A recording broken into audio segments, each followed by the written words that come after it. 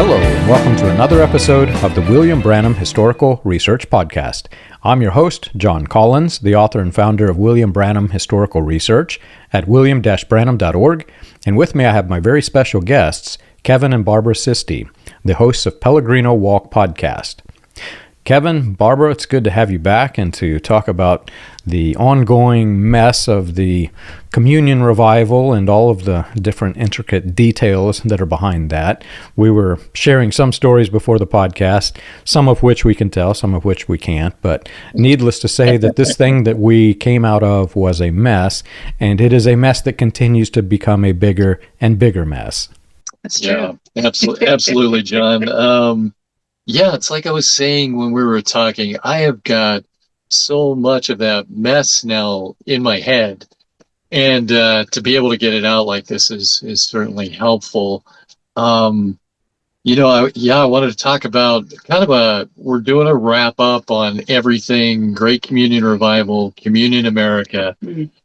The man of the Great Communion Revival that we've been referring to, Lou Engle, Dean Briggs, and Chris Berglund. And again, it's one of those things where there's just so much to talk about. We'll have to highlight some things, but wanting to wrap it up, we just by looking at these guys and talking about them, we get into manifest sonship, we get into dominion, perfection, all the things. So we've done I think 25 videos so far. Highlighting these men from our relationship with Dean Briggs in the very beginning, which kind of put me on a rabbit trail, both of us on a rabbit trail in the desert. Yeah. I personally don't like the desert, so it wasn't the greatest. I grew up there. There was lots of cactus where I grew up.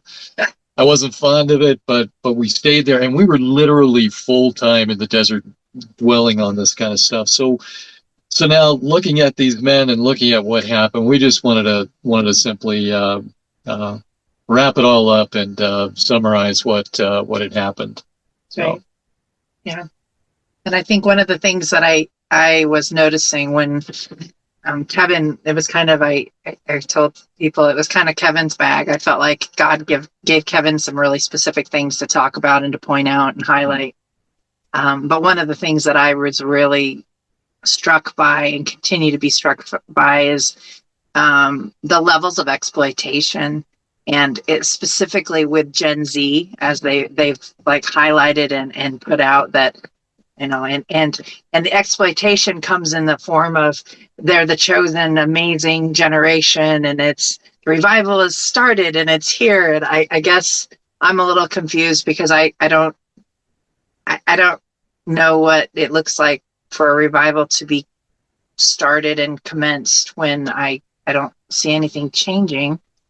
It just seems a little contrived. Yeah, it is definitely. Recently I was digging into Robert Morris. I've been asked by several people to, tell the history of Robert Morris. How did he come to teach some of the things that Branham is teaching? And I started digging, and you go down these rabbit trails, you find never-ending rabbit trails. And one of the trails that I hit was, I think it was the year 1954, if I remember correctly. I'd have to go back and check. But there were so many weird things that happened in 1954. You had William Branham, who's working with the Four Square Gospel, Amy Semple McPherson's church. And this is the church many of the Christian identity leaders were emerging from this church, mixing together doctrines of Christian identity with pseudo-Christianity to come up with this manifested sons of God thing. But also in 1954, President Nixon commissioned the evangelists of the latter rain what would develop into the charismatic movement, with the notion that communists are invading the minds of our people. We need you religious leaders to wage that war in their minds. So fight this battle of minds against communism with the people of your congregations. And if you look at the events that happened after this truly was a battle of the minds, but I can't really say that that type of warfare was good for the people. It is as though they literally started to hijack the minds. And not long after that, or about the same time as this, the charismatic Pentecostal leaders were developing different scenarios of how they could scare people by showing atomic blasts or hydrogen bombs dropping in Houston, Texas. This was printed all over the magazines and propaganda. They had alien invasions. They had flying saucers right on the cover of the Voice of Healing magazine and other articles. And you go through the newspapers and they're all talking about this alien invasion, this weird thing that's happening. They weren't framing it like an invasion. They were instead framing it like, this is the body of angels, the host of angels that's coming to take us away, and we're going to go with them to our celestial bodies. So deep within Christian identity is this idea that you had the spirit man who would be connected to the celestial being, and all of that weird theology emerged. There's so many different weird theologies that began to emerge, and it all came about the same time as they were commissioned to wage war in the minds of the people of the United States. That's really interesting. It's like all of this stuff, just looking at where it's come from, what you were just talking about, and then how it's kind of morphed into what it is right now, which is a little bit different. And I'm sure within Manifest Sonship camps, there's all kinds of different tweaks on it. I'm sure different kinds and different flavors. This one in particular, it's really interesting. One of the first things I noticed from watching the event, Communion America, is this idea that they were going to, I know from some of the videos that we did, we kind of highlighted Chris Berglund's teaching. And he comes out right out in the open, even on his website. He says, I'm a Manifest Sonship teacher. He teaches a lot of what Branham taught, and kind of twists and morphs a little bit, but he brings that right out in the open, and he's connected directly in covenant with Lou Engle, who is up on the stage during Communion America talking about the revival that is coming now. I know what they actually mean. They mean they want to see the sons of God revealed, whatever that means to them. They want to see this perfection come. And from looking at Chris Berglund and studying him, he just kind of says it out in the open. They kind of expected this to happen, or expect it to happen over the next 6 months to a year, or whatever it may be. But we're seeing this from the stage on the National Mall, right in front of everybody, with doublespeak. So, we're saying, hey, we want revival for America. We want you to come out. We want you to lock in. That was Signorelli said that, Mike Signorelli. We want Gen Z to lock in. And what they're actually saying is, we want you to come up to this higher level and join us in this higher level where the young people, the Gen Zers, are out there thinking, hey, I want to give my heart more to Jesus. I want to fight for him. I want to live for him.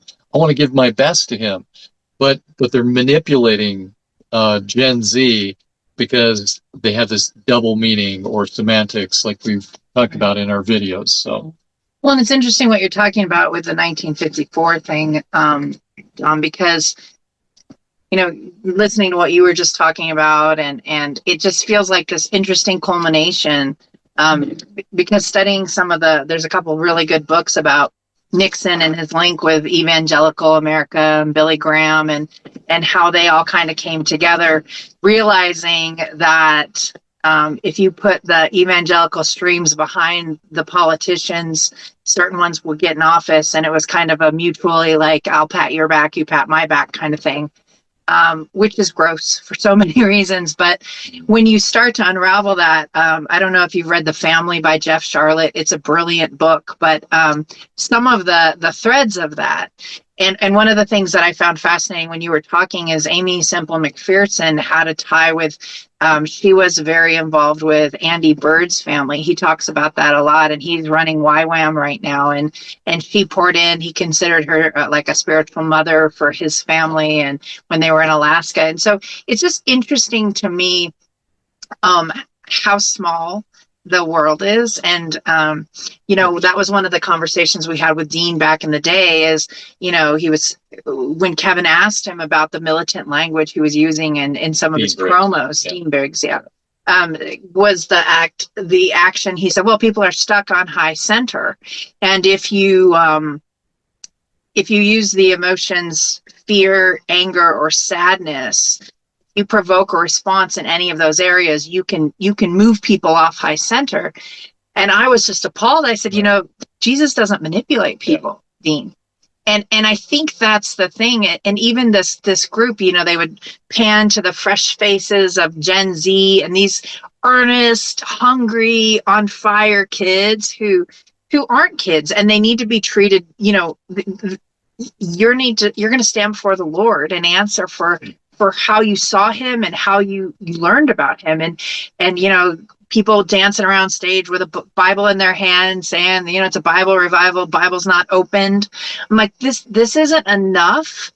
It's so much hype and so much bravado.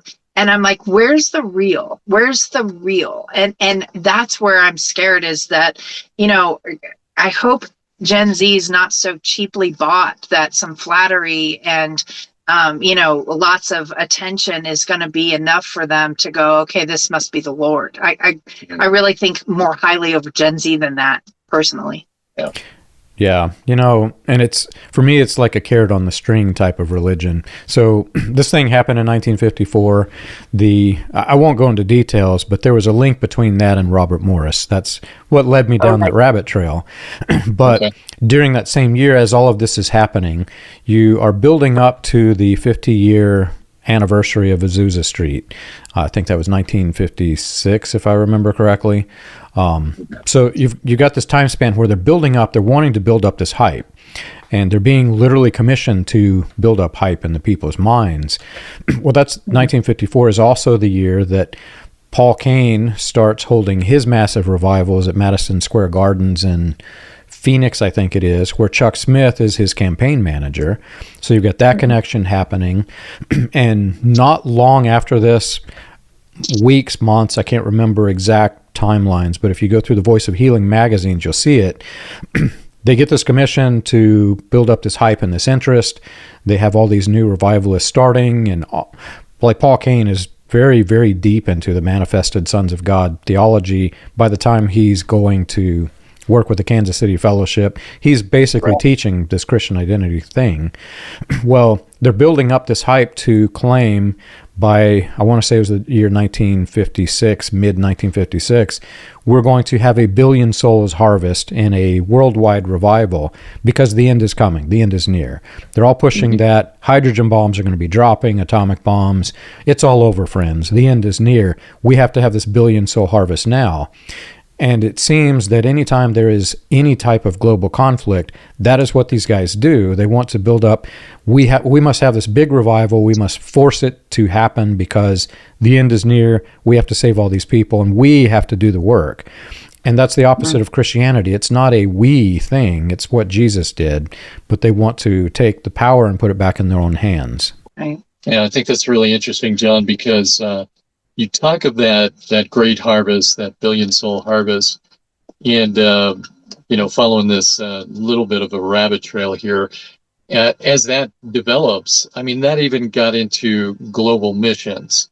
Some of this stuff has really the idea that even that Christ could incarnate through the church, that the church is going to be used in the last days, that it's going to be this mighty, powerful army that's going to save the world. But in essence, what happens is the gospel gets dumbed down or reduced, and other things are elevated. Or removed. Yeah, Christianizing nations and coming into nations and transforming the political nature and economic nature and all of this stuff. And it's just crazy. So we saw that even in the Communion of America event, because I mean they're right there on the National Mall, and it's a political movement. It's not just, sure, it's religious, sure, they're combining it, but this is about politics, and this is about power, and this is about dominion, and it's about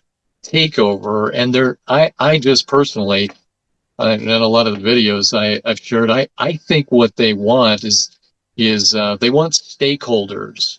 They want people to join. In other words, lock in Gen Z. So then we could have stakeholders in this whole great communion revival that's here in America right now, but it's going to spread all over the world.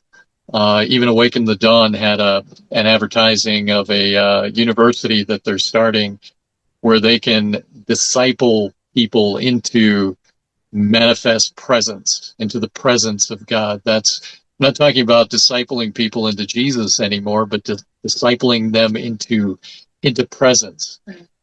So all of these things are concerns, and again, we wanted to highlight these in our video, but we want to share with your listeners as well. Just as we kind of wrap this whole thing up, we're wrapping it up, but in a sense, this is ongoing. This is not going to stop. We're just going to stop talking about this event for a little while so that mainly I could get my brain cleared out. Well, and I think that the connection that you brought up about this with the missions organizations, that's kind of my sweet spot in my wheelhouse, and disciple multiplication movements and the UUPG, unreached, unengaged people groups. That was kind of my niche for many years, and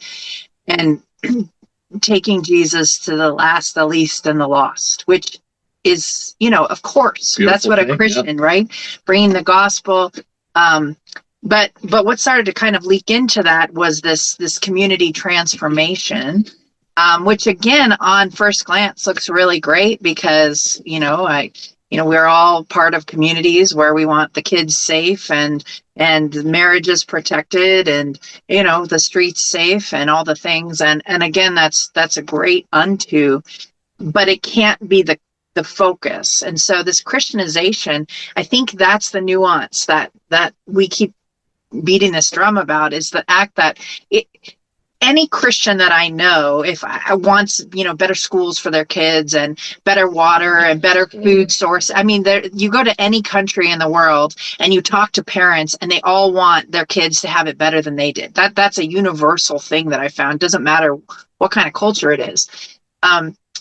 The nuance, though, is how that comes about and what is the cause. Am I the catalyst, or is Christ? And if Christ has changed a heart, then the heart is going to move differently in the community.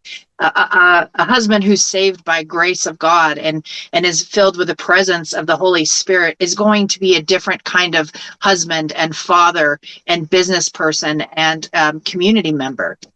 But what we're seeing is this idea of we go into the community and we're going to make it better. As part of a lot of them where it's like we just have Bible studies and it doesn't matter if the people are saved in the Bible study, we're going to teach them morality basically and teach them how to be obedience-based disciples before they have the power of God living in them. And so I'm like, so how's that going to work? They're just going to be good moral people, whatever we define that to be, hopefully biblically. But if we don't have that, discipling unto conversion, right? And the fact of the matter is, I was part of that for a long time. But when you don't have the Holy Spirit presence, it's basically, it looks like the American dream to me, where it's all man driven. It's about my power, my will, and again, I'll just speak for myself, frankly. I have zero power, zero will. And in my best version of myself, apart from Christ, I'm a big train wreck that nobody wants coming into their community, frankly. Marriage, household. I don't think you're a train wreck, Bart. Well, that's because Jesus is kind. Jesus has covered me in his grace. Sometimes. Right. Usually. Colossal train wreck. I've been to Mexico. I went to Chichen Itza, and we had a tour guide that took us through all different cultural places to see, and one of them was a shaman camp, which I was fascinated by. I wanted to learn more, but as he's taking to all of these places, he took us to a Catholic church that you could clearly see was kind of built. The blocks weren't quite as you would have expected. And he says this Catholic church was once a pyramid, and they tore the pyramid down and as the Spanish Inquisition is happening, they come through Mexico, force converted the entire population, those who lived. And what you ended up with is shamans who are preaching Christianity. It was just such a weird mixture of pagan ideas and Jesus' name with it. And you look at what's happening in the New Apostolic Reformation, it's really not that much different. It's just more modernized. They're wanting to force conversions, but it's just simply for a number. It's not really for an actual conversion.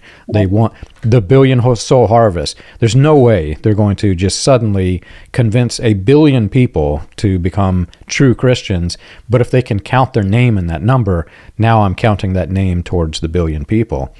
And something else that you said, you were talking about how the manifest sons of God, how it's really not, it's not portraying the true Jesus, it's kind of demoting Jesus in a way. Well, that was the nature of this.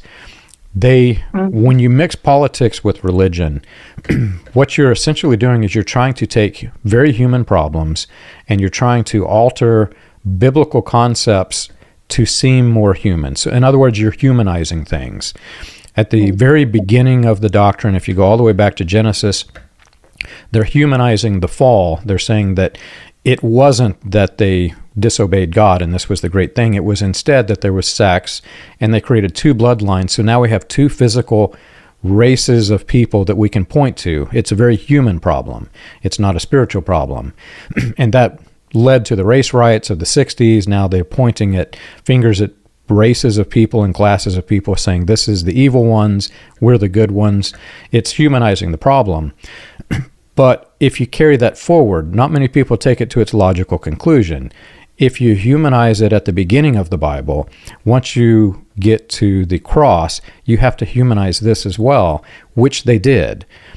Robert Morris, this is what led me down this trail. Robert Morris is saying that Jesus was just a man. He was as human. I can't remember his exact words, but he was fully human. He was fully human, which is exactly what Branham taught, which is exactly what any of these manifest sons of God people are talking. They're trying to say that Jesus was immortal, but a mortal human being that a spirit came into and empowered him. And you too can have the spirit. You too can be filled with this power, this manifestation of God. It's humanizing the deity of Christ. It's no longer a deity. They're taking it into the human aspect that people can visualize and conceptualize so that they too can feel like they can become supermen. That's essentially what it is, a doctrine of supermen. So when you do this, you're rewriting the DNA of Christianity, which gets really weird when you consider people like Bill Johnson, who is saying literally when you become a Christian, it rewrites your DNA. He is rewriting the DNA of Christianity to rewrite the DNA of his followers. Right. Absolutely. And it is a very humanizing thing that they do, which puts it all on us. It puts it all in our lap, so we get to do everything. And I've been kind of harping on this, but it is, especially looking into the details like Chris Berglund's teaching, Dean Briggs, Lou Engle, it's all about us, and it's all about now. I've written this down and spoken it I don't know how many times. It's about dominion now, eternal now, perfection now, immortalization now. Kingdom now. What's the kingdom now? What's true about Christ is true about us now. Marriage supper of the Lamb, taken from the time of the end to right now. We're going to have that on the mall. There's a spousal paradigm. Christ is coming back through the church now. It's everything. There's a Melchizedek order. You had talked about humanizing from the time of the garden. So God looks down, according to Chris Berglund, and he says, "This is my image bearer," and I could create a Melchizedek order, and so they humanize all that, diminish sin, take it all the way through Jesus, all the way to the end in Revelation, and we have a man-child company with a rod of iron that's going to rise up, and so it's all about the here and now. But yet we know, and we talk about this all the time, that our citizenship is in heaven. It's not here on earth. It's not about the here and now. And so interesting what you were just bringing up, John. Well, and when you talk about the humanizing, with all the things that you both were talking about, it absolutely sets up the what you see in the NAR is that there's a group of people that know more than everyone else. And so if you don't know that, or you're not experiencing the freedom in your health or your finances or fill in the blank, then you're not one of the elite. But good news, they will tell you, and you can, for a small tithe, you can be part of their apostolic network, and you can have access to the apostle who is more evolved spiritually than you are. And the fruit of your life is proof that you're not as spiritually evolved, because you have some bankruptcy, or maybe you have arthritis, or you have something that if you were, trusting the Lord and standing in faith, and chosen, then it would look different. So then it creates this dependence, this interdependence on this super secret group of people who have this fresh divine revelation. And if you're part of, I think of the woman with the blood in the story all the time, and that she was like clinging to the robe. If she could just touch the hem of Jesus' garment, she would be healed, and she knew that. And I find this aspect in the Bible, it's so profound to me. But that picture is what I see when I watch people like at IHOP. They're trying to cling to the robe of these super chosen people who have told us themselves that they're super chosen. Like, we don't know it because we've seen anything. We know it because they've formed a group where they all acknowledge each other publicly. So if we don't acknowledge them, then we're fools. And nobody wants to be a fool. So we, of course, it's like the emperor's new clothes. I'm like, does anybody want to say that the emperor's naked? Because I don't see any clothing. And everybody's like, the clothes are great. Aren't the clothes amazing? I'm like, this feels like, I'm not crazy. I'm not crazy. But I think that's the thing. When you start to humanize it all the way back, like you said, John, from like the first, introduction of man essentially on his own, all the way through, then it lends itself to an elite chosen group who's self-professed and self-anointed and declared. And, I think when you have a system where you're not allowed to challenge or talk about them, and you're equated to Satan as the accuser of the brethren, which is Satan's title in Revelation, but is applied to people all the time. And again, I go back to the question, who are the brethren? Because my Bible's pretty clear about the fruit. You'll know a tree by its fruit. And so there's so many layers. And, the Robert Morris thing is profoundly sad. But again, I think as we unravel, it's the same ball of string. It might be somebody in Dallas or somebody up in Reading, or it might be, Chris Reed. But I'm like, some reason, and it all looks the same. It all joins, and even the global missions, it's all starting to join. And there's so much poop in the brownies, John. I don't know if there's any brownie left. Have you ever wondered how the Pentecostal movement started, or how the progression of modern Pentecostalism transitioned through the latter rain, charismatic, and other fringe movements into the new Apostolic Reformation? You can learn this and more on William Branham Historical Research's website, william-branham.org. On the books page of the website, you can find the compiled research of John Collins, Charles Paisley, Stephen Montgomery, John McKinnon, and others, with links to the paper, audio, and digital versions of each book. You can also find resources and documentation on various people and topics related to those movements. If you want to contribute to the cause, you can support the podcast by clicking the Contribute button at the top. And as always, be sure to like and subscribe to the audio or video version that you're listening to or watching. On behalf of William Branham Historical Research, we want to thank you for your support. When I go through the history, I keep finding names of people who are predators, who were historical figureheads that this movement would not have existed without. And you just go through name after name after name. And the sad thing is, one day I sat down and I tried to compile a timeline of this so that people could see and understand. Because unless you're familiar with the history, you kind of glaze over. You don't really understand how significant it truly is. The problem is, when you upload a video like this, YouTube does not like it when you continually talk about people who are predators of minors. I'm being careful and cautious how I say this, because you will instantly watch your YouTube video either blocked fully or very limited. So I have to be careful how I do it, and I have to bring it out in small pieces. That's why I do it in the way that I do.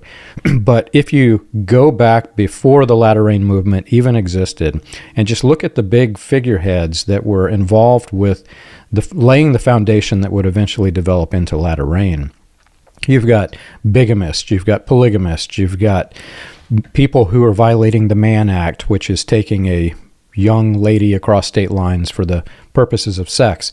And I'm going to stop there. I could go through another laundry list of things, but this YouTube video that we're doing would be blocked, and it causes problems because there's so much evil in the history of this movement. But the characters that I'm just naming and mentally visualizing as I'm saying the things that I have came across in history, they are such significant figures that without them, if you take any one of them away, this house that they have built completely starts to crumble. And each one of them that is doing this is bringing with them, not only with the crimes that they're committing, they're bringing doctrines for political or for financial reasons of their own. They're bringing in doctrines to support their agendas. And the sad truth is, when people get convinced that twisting the Bible to fit their agenda is a good thing, and they start defending the leader, it builds up this model where the leader is untouchable. And eventually, I don't know if you saw it, but I put out some of the history of Chuck Smith. Chuck Smith came into the same exact type of issue. Some of his leadership was becoming involved with things that I'm not going to say because we probably said the word too many times, but very bad things. I'll say it like that. And he declared openly, well, we have the Moses model. The people are not to judge the leadership. It is only God that can judge the leadership. And we're talking about predators. But the way that you silence all of the victims, as you say, we have a Moses model, you can't touch Moses. And he set the pace and set the standard. When I came across that, I thought, well, oh my gosh, that's where this came from. But then you go back in history further, you find another guy who did the same thing, and another, and another, and another, and another. As far back as you want to look, there are people who are doing this.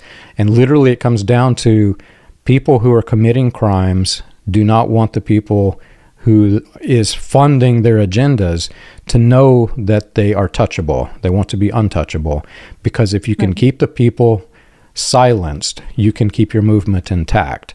And that's really the history behind this. Yeah. Well, and I think that's one of the things that I haven't started talking as robustly as I will in the future, but the misogyny that is woven through, along with the racism, lends itself to, there's a difference between women submitting to their husbands as wives biblically, and what the biblical context of submission is, versus how it's used to control and to squelch and squash a certain population. And I've always been pretty vocal with Kevin about, this is more than 50% of the population are women. And we don't really talk about it in the church, and we're supposed to keep our mouths shut and sit quietly. And I'm all about respect. I'm all about honoring the leadership and the structure that Jesus put in place biblically. Absolutely. I'm going to submit to a man who lays his life down as Christ does for me all day, every day, if I'm a very intelligent woman, because that's a harder role. However, what I notice is this, because, certain demographic of people, 50% of the population has basically been relegated to a a plaything, or somebody that's the head pat, and we're to be tolerated, and like I mean the plaything. It's just and we're supposed to kind of wait to be taken off the shelf to be valued. And so when you see a demographic of people who have been raised to believe that maybe they don't have the same voice, they don't have the same, shouldn't have the same level of respect and honor and integrity between the community members because they're a lesser demographic, then I've even been so saddened by some of the women pushing back against victims, and it is a function and a reality of a cultural norm where misogyny exists and thrives, and so much so that even the victims of it perpetuate the problem. And I think that's something that I'm seeing is every cultural evil is being exploited and perpetuated in some of these things, and through some of these men and their leadership. And it's just devastating, and it's not Jesus. And that's what I tell Kevin all the time. People are going to be fleshly and awful, but if you're going to stand on a platform and do something in the name of Christ that is evil and dark, I can't abide that, and I won't stand by quietly and watch you trash Jesus. It's interesting you say that, because we talked at times past about the Million Women March, and so before this event of Communion America, they had the Million Women Esther March that marched on Washington right before Trump was elected again. When we had our first conversation with Dean Briggs, it was, of course, about manifest sons of God and him teaching that. But along the same lines, he was there at the Broadmoor Hotel fasting with Lou Engle concerning the Esther March, the Million Women March. And we pushed back pretty hard on that, saying, okay, well, what is this? Is this another way to get a political advantage here by technically using women to do that? And we pushed pretty hard. 3 weeks before the election. And it's funny because when Lou Engle was on the stage during Communion America, he used that event. He said that event kind of birthed this event. It helped in the whole scenario. And so it all ties together, right? What you're saying, John, what you're saying about racism, identity, misogyny, it all comes together. And I think what we've tried to do, and certainly what we're trying to do on this podcast as well, is just inform people that understand where it came from. I mean, a lot of this stuff goes back, and you've done this so well. Steve Montgomery has done it so well. Goes back to Gnosticism, goes into mysticism, goes through Jane Lead. I was reading Jane Lead the other day, and I was like, oh my goodness, this sounds just like Chris Berglund. And through the latter rain, all the way to current. And we've got a man standing on a stage, Lou Engle, that's almost crying because he was there 20 years before that, and now is saying, now we're seeing revival. Revival is starting. It is starting now. And then the other younger folks from Awaken the Dawn saying, we want Lou Engle's mantle. We want his mantle. So what he's passing down, you've got to understand, has all this history. So many people, they will talk about going into ministry and they want to study theology. I want to study history because the history informs all of the theology. And so when you start to understand where it came from, with Lou Engle, this older man that's on stage, looks very, very humble at some points. And he's actually wanting to bring all of this from the past into the current and lay it upon a brand new generation who are hungry for God, maybe hungry for something, and they're going to get something that they didn't bargain for. Well, and the true difference, that is the thing that I feel like when I pray about it, that I see so clearly that the Lord is showing me, is Jesus modeled that the greatest will be the least. that he's come to serve. And so Jesus laid down his life and was crushed for my sin and my transgression and hung on a cross for me, which is contrasted with, I'm going to crush other people so I can be more powerful. I'm going to stand on the necks and the backs of different races and women, and I'm going to crush other people under my feet so that I can be powerful. And the contrast is profound. Yeah. Jesus was crushed, and then you're contrasting it with leaders who are crushing others. You know, it's okay that, you know, some of the clergy abuse, we're just going to nod and wink at it, because if this guy goes down, then all the people whose salaries depend on him, or all the people who have networked with him, instead of routing out evil and modeling Christ, we are perpetuating it. And I can't abide it. And any true Christian who reads the Word of God, who sees who Jesus was, and watches how he stood and just took it while his beard was pulled out and a crown of thorns was mashed on his head, and he was beaten within an inch of his life, unrecognizable, and then hung on a cross, a perfect, sinless God-man who was perfect in everything. And yet he did that quietly. He didn't defend himself. He could have. You know, anybody that in the whole history of ever, Jesus was the one person that had a defense, and he didn't take it. It's so powerful and different than what I see on the stage. The hype is so gross when you look at the cross and Jesus. You know, I'll never forget the moment after we left the Branham cult. A period of time went by where we were adjusting, but after the adjustment, I'll never forget walking into the schoolhouse holding my wife's hand as she was able to vote for the first time in her life. In the Branham cults, the women were not allowed to vote. And to your point of understanding history, let me take a side story here and talk about this a bit. In the 60s, whenever President-elect Kennedy when he was running for office, when presidential candidate Kennedy was running for office, there was this notion that because he was quote unquote such a good-looking man, that the women's vote would sway him and he would become president. And this was outraging all of the white supremacists. Branham was in the camp of the white supremacists. So he introduced a prophecy that said that the women voting would cause the destruction of the United States. It was literally a prophecy injected into the doctrine for political purposes. So he injects this prophecy. He said that he actually had it back in 1933, which he never mentioned it until that moment.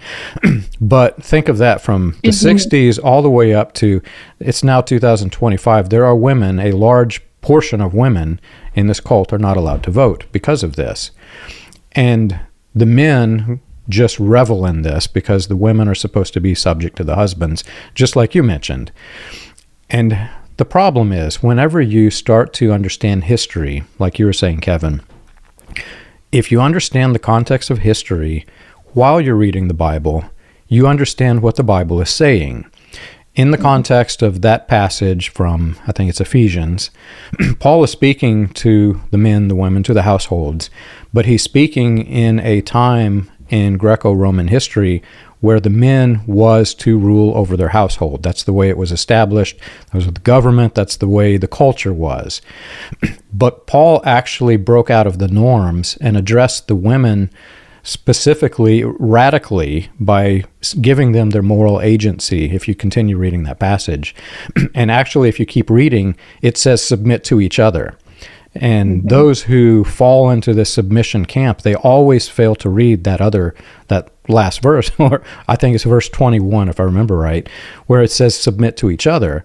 And there are other places where he even becomes more radical, and he says there is no male or female, there's only one in Christ.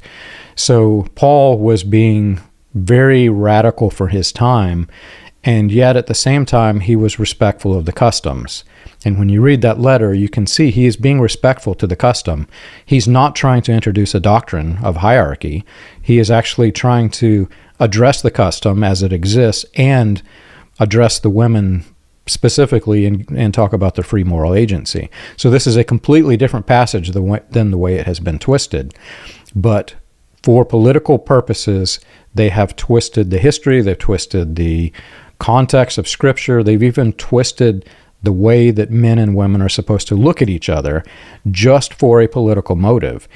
And that pattern that Branham established, it was widely accepted. There wasn't, I have yet to find a single minister out of the hundreds, if not thousands of evangelists who denounced this. They just widely accepted it because this is working. We're actually swaying the public vote. Let's let him continue. Yeah, it's phenomenal, John.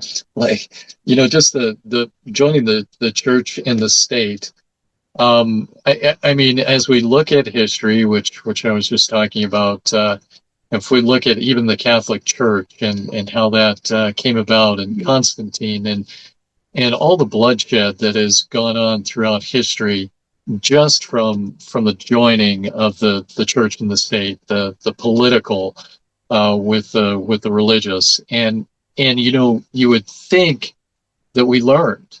You would think that we'd be able to go back and say, okay, well, yeah, we've learned this from history. And like Barb, you just so eloquently said that about Jesus. As you look at Jesus as the model, and if we are truly to follow after him, and 1 John 2:6 says to walk in the manner as he walked. If we're to do that, why are we trying to Christianize? Why are we trying to take over? Why do we have that motivation in the first place? If we look at Matthew 5, the Sermon on the Mount, blessed are the pure in heart, the meek, the gentle, those who hunger and thirst for righteousness, those who are persecuted. We're not the ones that are on top. We're the ones that are being persecuted. And so we've turned the Bible completely upside down. We've got a brand new narrative, like you said, John, from beginning to end, diminishing sin, raising up humanness, or you could just call it humanism to a certain extent.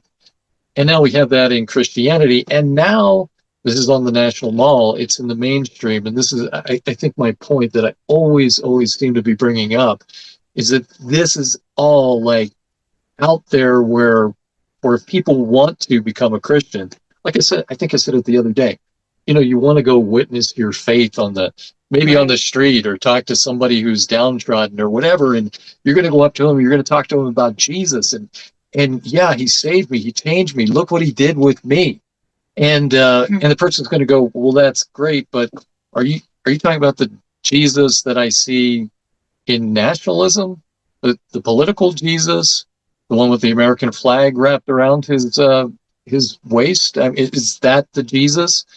Do we have to now qualify the Jesus that we're talking about when we actually evangelize?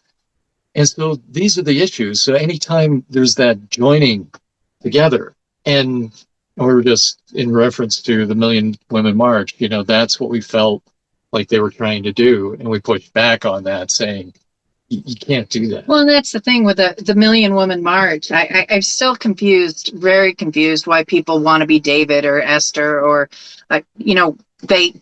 David and Esther were amazing people in the Bible who were flawed and human, just like the rest of us. But God wants me to be me, and let Him change me. So I've never understood that. That didn't, growing up Lutheran, I never heard that aspiring to be.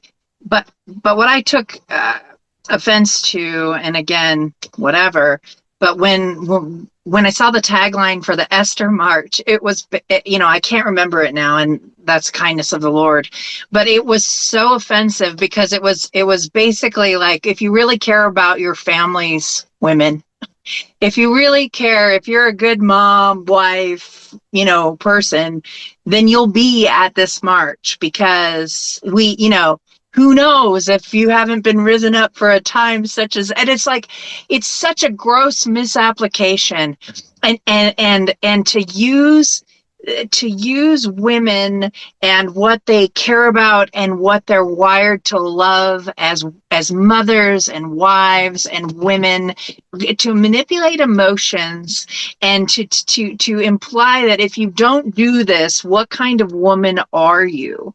And then to get to the event and it's all men on stage, Where are the wives? It's all men. And unfortunately, the one woman that was on stage talked about how if people had trauma, God wanted them to let go of their trauma.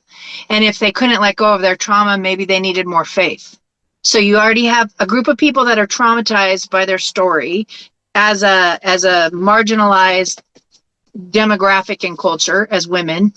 So horribly, it's like, I think the latest statistic is more than 2 out of every 4 women have had some sort of physical and fill in the blank trauma. And now you're telling them that if they can't release that trauma and leave it there, they don't have enough faith. So you're going to spiritually beat them up as a woman, the only woman.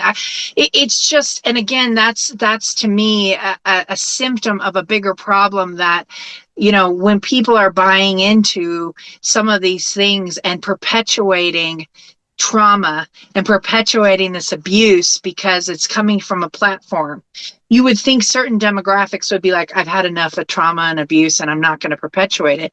But that's the nature of trauma and abuse, is if you can align with the predator, then maybe you'll be safe.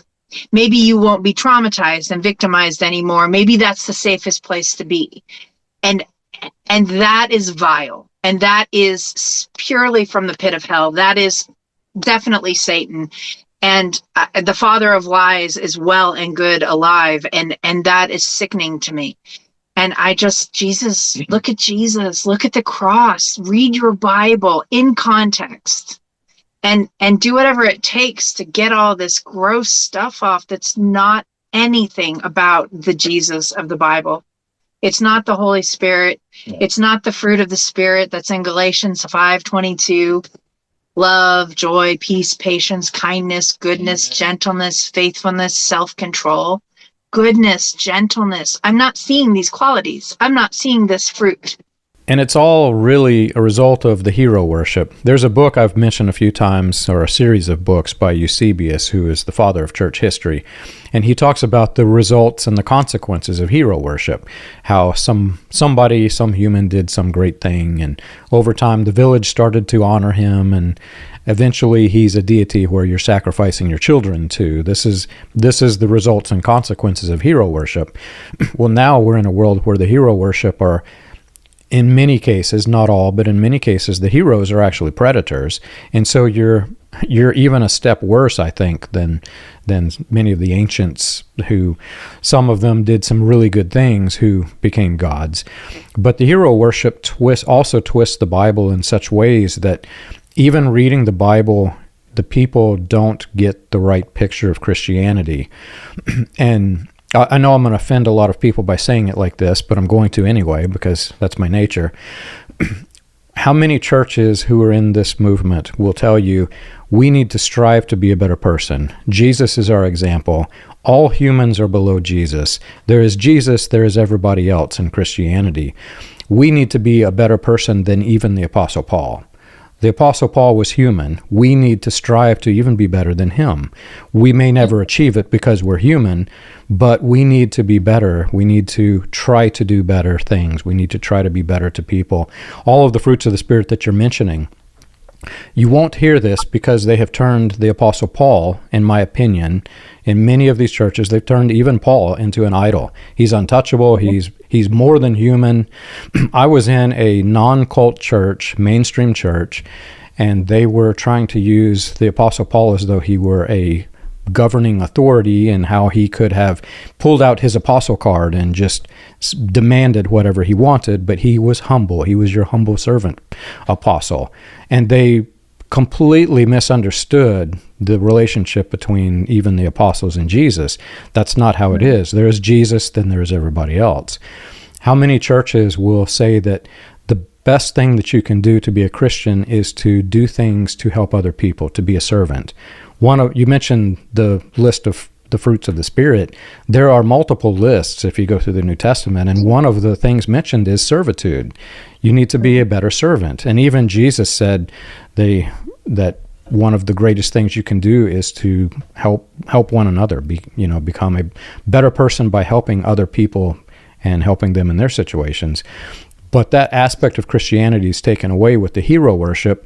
instead of becoming a better person who is a servant, they want to become a better person who is a superman. Well, we just actually had a big conversation about this with one of my former spiritual father mentor types who has unfortunately decided to walk away from us recently, which was very painful. But part of the conversation we had that really offended him was I just kept talking. So many people refer to the heroes of the faith. And there are no heroes of the faith. There are no heroes of the faith. There are men and women who, in God's gracious kindness, scandalous mercy and grace, used in spite of us. God spoke through a donkey. I mean, that's the model. And again, people are like, "Oh, Barb, you have such low self-esteem." I'm like, no, that's how highly I esteem the God of the universe, my creator. This is who he is. He's perfect, and holiness, and beauty, and kindness and goodness. He's perfect. I am not. And so to call people a hero of a faith, and I was really shocked by the response by someone that I had been in a relationship with for 22 years. And he was so offended when I was like, the only hero of the faith is Jesus. He's the hero of the faith. There's no one else. Everyone else is just bumbling men and women who maybe get it right sometimes by God's grace. But the only reason we get it right is because of God. It's never us. He's always the initiator, and everything good is Christ. That's what Scripture says. Everything good is Jesus. And so, it shouldn't be offensive if we don't call them heroes of the faith. They're just people. And I think the problem is when we're so busy trying to become a hero and build our personal legacy, this looks more like the American dream, this warped version of what we want to be like. This doesn't look like laying lives down and being, he must increase, I must decrease. I don't know how that's him increasing if my name's splashed on my ministry. I don't get that. I just don't get that. Yeah, and the idea of hero worship, I mean, that's technically what we do with right. live people now too. But I know our time in the desert, and that was part of the hard part was actually we're starting to see these so-called heroes topple. Every time we're finding out more and more, and we're researching, and we're going, oh no, not this one. No, that one we thought they were going to stand.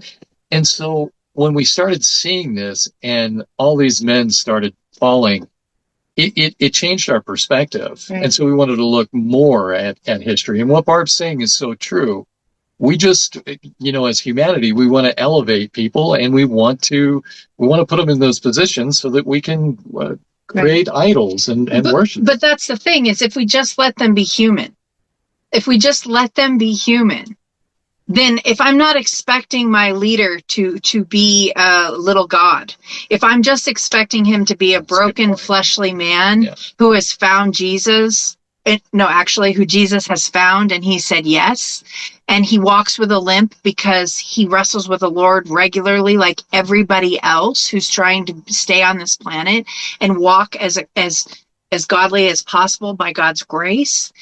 If we stopped elevating people and we stopped making people so fantastic, to Dean, if you're listening, an ant is just an ant. Yeah. There's never a place where an ant is more than an ant. You are only a human being. I am just a You're person. Not getting perfected. No, and again, it's enough because Jesus is enough. I don't have to be a God because I know who is God, and if I let him be God, I cannot follow in those footsteps. He's perfect. Why would I even try? Why do I want to? Why would you try to take his deity or take his divinity and steal it from him? Yeah, it's appalling. He's brought me into relationship with himself. That is audacious and scandalous and so kind and so ridiculously just. This is it. You're fired up today. Yeah, and just like the other day when we did really the video. Yeah, it's true. And I mean, when I talk about Jesus and then I look at human beings, I'm like, just let people be broken, because then maybe they'll get the help they need. And maybe because we don't expect them to be on these pedestals, maybe they'll get help sooner when they're making bad choices off. We were, I told Kevin, we were so stunned by Mike Bickle. And I said to Kevin a couple weeks into it, I'm like, I don't know why, because honestly, I've been in a couple meetings with him, but I've never talked to him really one-on-one. I've never seen him in his house. I've never seen how he treats his wife. I don't know any of his fruit besides what I see in his public persona. So for me to go, oh, wow, I'm so shocked. I don't know why. I don't know him.